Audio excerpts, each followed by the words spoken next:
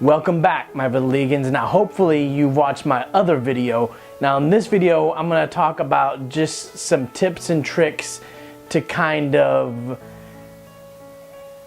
stop the exacerbation of the vitiligo itself. You know, stop the spreading, maybe even put it into remission somehow. Now how you do that is you just got to be overall healthy. And again, like I said before, you got to reduce your stress. Stress is like one of the major triggers. In fact, I think it's the major trigger for it. If you do your research now, another video I'm gonna do is about being a detective, but that's not this video. But be your own detective. You know, a lot of these dermatologists are not gonna know what you're talking about. I've been to so many that they gave me such bullshit answers that it's incredible. It's insane how much they don't know it. And really, they're not gonna know much because it's only like one in I think 1% of the population has it. So that's like 1 in 100 people. So for every 100 person, they get it. So if you do the math on that, every time someone comes into I don't even know if they get 100 patients a day. Some of these smaller places probably don't even get 100 patients a day. So if you take that into account, some days they might not even see anybody with vitiligo, probably even weeks. Who knows? So they're not going to be real familiar with it. So you have to do your own research. And the research I've done is reduce your stress. Stress is a big trigger for vitiligo. So reduce your stress is a good start. Another good start is being healthy. Like I said before, figure out what's going on with your body. Most of the time it's an immune issue. So see if you can't get blood work done, see what, you might have Hashimoto's, you might have lupus, you might have something that's even triggering it. So I've heard people that gotten that taken care of and then their vitiligo goes into remission. Not guaranteed, but you want to know what's going on in your immune system, because what's happening is the melanin is deteriorating because your cells think they're fighting off something in your body, immune related, and it's taken away from, when there's nothing to fight, it takes away from your melanin. So that's what happens. So you gotta find out what's messing with your immune system. On top of that, exercise, work out. There's all, I know it's not everybody's cup of tea to exercise. So find out what works for you. Some people like to do CrossFit, some people like to do weight training, some people like to do yoga. Find out what's gonna be fun for you, what's your fitness niche, and do it. And be healthy. Another thing I've heard is B12. I take some vitamins, I take some B12, I take some vitamin D, I think. There's a couple, look online, I think folic acid, B12, what's that other one, St. John's wort. I don't know if you should use that, but I'm not a doctor or anything, but do your research. Vitamin B and D has definitely been proven to help it. Now, in conjunction with using your vitamins, getting healthy, and get your mind all kind of leveled out, once you got all that leveled out, what I suggest is going and getting 20 minutes of sun a day. Don't burn yourself. Now, keep in mind, with the white spots, there's no protection against your skin. So you gotta use your own discretion with this. But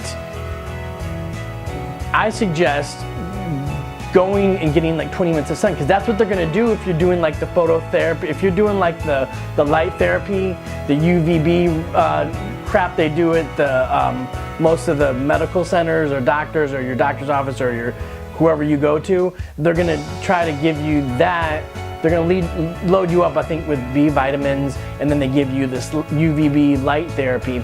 But what that is, I don't trust that. If you go in there and it's just blaring on you, you're gonna have a chance to get cancer. That's a big if of you might get cancer doing that. So I try to do everything natural.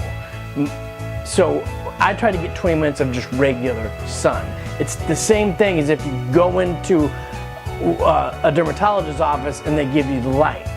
For me, I go the natural way. I want to go get some sun, so that's what I've been doing every day. And I have seen a little bit what looks like little freckles. I'm like, oh, I got freckles on it, and then I realize, oh, it's a little bit of pigmentation. Now these things aren't guaranteed to help you, but they will help you. If you're gonna repigment, you're probably gonna repigment doing it this way. So I'd suggest about 20 minutes of sun. Now again, don't burn yourself. And if you're gonna be out more than 20 minutes, I highly suggest using sunscreen, sunblock, whatever. Because more than 20 minutes, if you're out there I've been out there for 3 hours, 2 hours, all day, and I come back and my face and my hands are just red and blistery, and it's like the worst kind of burn pain you've ever felt.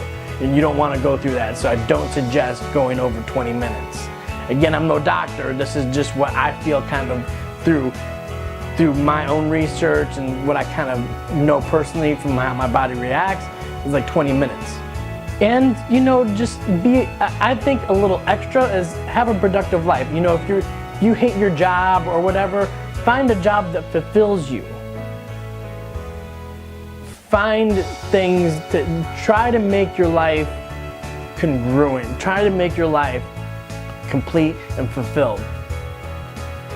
So I suggest, you know, having pride in what you do for work, do something that makes you feel good, being productive. I think an overall productivity, a sense of you're making a difference in the world, liking what you do, you know, just being a general well-rounded life, I think helps all this.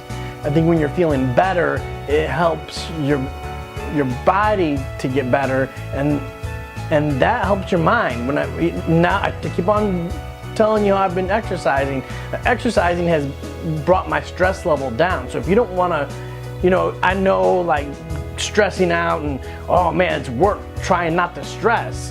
Well, an easy way to bring down your stress is exercising. It releases those endorphins, and that's like almost the same thing as what they give you if you went to a doctor and they give you like some antidepressants. It's just crap that releases your endorphins. Why not do it naturally? Again, I don't like personally to do things artificial. There's a tendency for it to get out of hand, for you to abuse it. Just do everything the natural way. These things I feel have helped me. Now, a couple extra little tips is, you know, find a hobby. If you like to draw, if you like to make YouTube videos, if you'd like to do whatever, I think having a little bit of a hobby in conjunction with liking what you do with your job, having a good productivity, combined with that, combined with health, combined with like emotional well-being, not being stressed, you'll be amazed at what can change. Even if it's your perspective, like I said, that's better than nothing at all. But I think you'll find out more often than not, things change. You just have to make that leap, and you have to really, you know, it takes work. All this stuff is not going to happen overnight. Like I said, it's not an easy fix. This is a slow process. A year, a couple of years, maybe even 5 years. But once you've dedicated yourself to being healthy all around, with your health, with your mental, with your work, add a little spice of hobby in there, and you know, pace yourself. Don't overwork yourself. Every night, I leave about an hour to watch Unsolved Mysteries. It's my little time, sometimes 2 hours, sometimes 2.5 hours. I watch my Unsolved Mysteries and everything's right as rain. And I know that my life is being more leveled out. So that's the name of the game here, level out your life. So, let's break it down. Exercise. Get down that stress. If you have some psychological issues, get that taken care of. With your work, do something that fulfills you. Have a little extra side hobby. Oh, I forgot.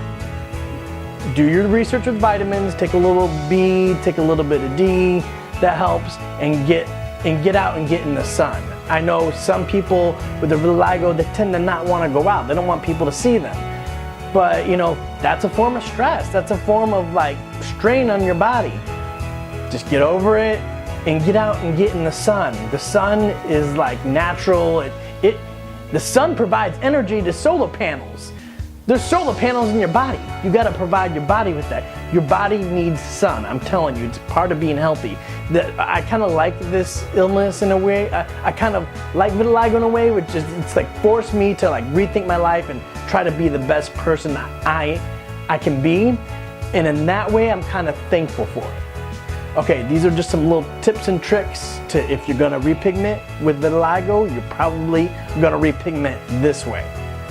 Follow these tips and tricks, and I'll come back and we'll talk about another aspect of vitiligo.